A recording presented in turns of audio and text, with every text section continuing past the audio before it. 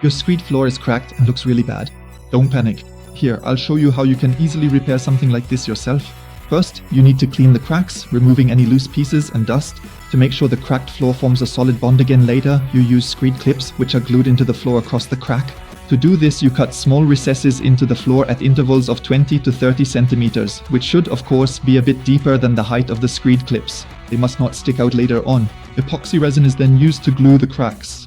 It consists of two components, and in theory, you can use the cheapest resin you can find.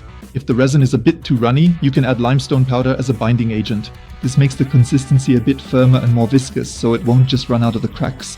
When filling the cracks, you have to be careful not to use too much resin. What I did here was work in 2 steps. This method has proven itself.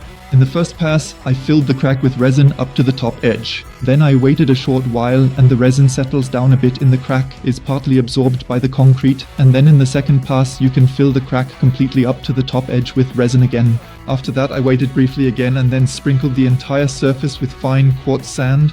This binds the resin. This is fine quartz sand, the kind you can get at any hardware store. And the quartz sand then hardens together with the resin to form a solid, durable layer. And you do this along the entire length of the crack. After that I waited about another 2 hours and then you can remove the excess quartz sand from the surface. And this is what the preliminary result looks like. Finally, you can also apply a floor leveling compound.